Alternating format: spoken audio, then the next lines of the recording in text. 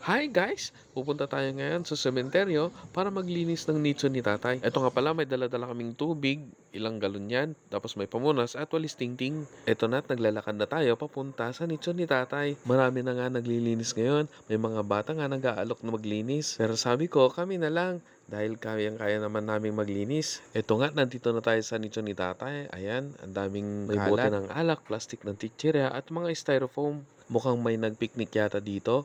At ito na nga, binaba na namin yung mga tubig para maumpisa na namin maglinis. Nung nakaraang araw pa nga, ang lalakas ng mga ulan. Kaya siguro, ang daming pumasok na buhangin sa loob. Una pa lang ginawa namin dito ay nagwalis dahil ang kapal-kapal na ng alikabok sa sahig. Nung nagwawalis pala ako sa likod, ang dami ring kalat. May napansin pala ako dito, kulay pulang plastic. Akala ko balat lang ng candy.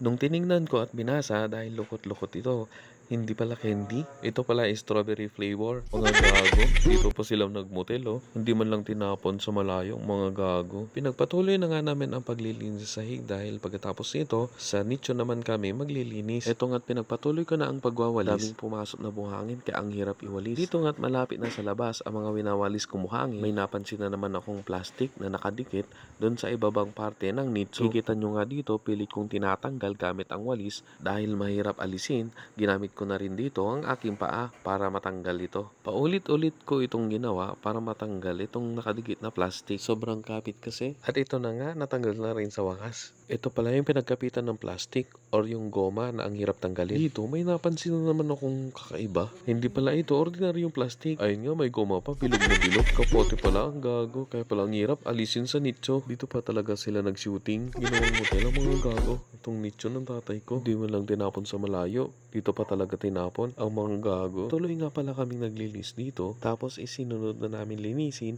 ang nicho ni tatay. Dito pala ay malapit na naming matapos ang aming paglilinis. Ganito pala karami yung buhangin sa loob. Yung hinahakot namin para itapon sa labas. At ito na nga, natapos na ang aming paglilinis.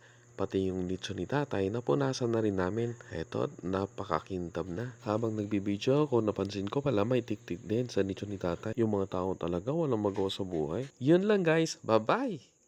Pag-uwi pala namin dito sa bahay, natimpla pala ako ng tang pineapple juice. Tang, baka naman. At merienda naming maha na may sweet corn. Napakasarap ng pagkakaluto. Shoutout pala kay Abel Pajarillo na siyang nagtinda nito kanina umaga. Tinimplahan ko pala yung juice sa 1 liter na tubig. Pero nung tinikman ko, medyo matabang. Kinuha ko yung Tetra Pak at binasa yung direction. 700 ml na lang pala. Kaya pala matabang. Hindi ako na-inform.